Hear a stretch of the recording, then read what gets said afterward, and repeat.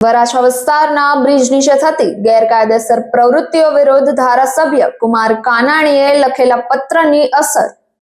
Police અને પાલિકાએ સંયુક્ત કામગીરી કરી બ્રિજ નીચે દબાણ હટાવ્યું. ધારાસભ્ય કુમાર કાનાણીએ કહ્યું, પ્રજાના પ્રતિનિધિ તરીકે મેં પત્ર લખ્યો. હું કોઈ વહાવટી માટે નહીં, પરંતુ પ્રજાને પડતી સમસ્યા બાબતે પત્ર લખું છું. તંત્રએ એક દિવસ પૂરતી નહીં, પરંતુ આ કામગીરી લાંબા સમય સુધી કરવી પડશે. પ્રજાના પ્રતિનિધિ તરીકે લોકોને પડતી મુશ્કેલી દૂર કરવાનું મારું કામ છે. વધુ સમાચાર માટે જોતા રહો ભારત ટાઈમ્સ ન્યૂઝ. ઘણા લાંબા સમયથી આ પ્રશ્ન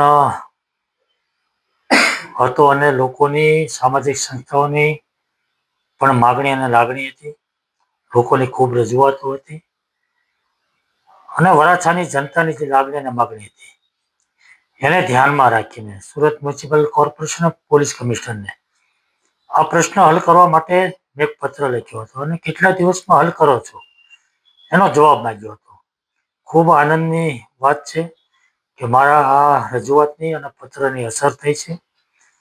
તાત્કાલિક ધોરણે કાલે ખૂબ મોટા પ્રમાણમાં ઓપરેશન થયું છે. પ્રશ્ન હલ કરવાનો પ્રયાસ થયો છે.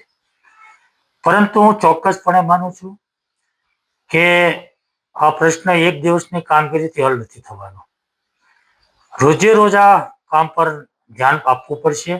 આ પ્રશ્ન હલ કરવા માટે રોજે રોજ આની પાછળ પડી અને રોજે રોજની કામગીરી કરવી પડશે.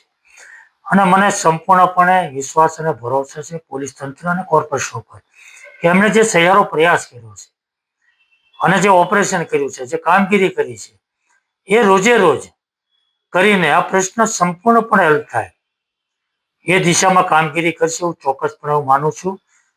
અને લોકોની જનતાનો જે અવાજ હતો, વરાછાની જનતાનો એ અવાજ બની અને જે પ્રશ્ન હલ કરવાનો પ્રયાસ થયો છે, એમાં જે સહકાર મળ્યો છે એ બદલ પોલીસ તંત્રને કોર્પોરેશનનો પણ આભાર માનું છું. અને આ કામગીરી જ્યાં સુધી પ્રશ્ન હલ ન થાય ત્યાં સુધી સતત ચાલુ રહે એ મારી લાગણી પણ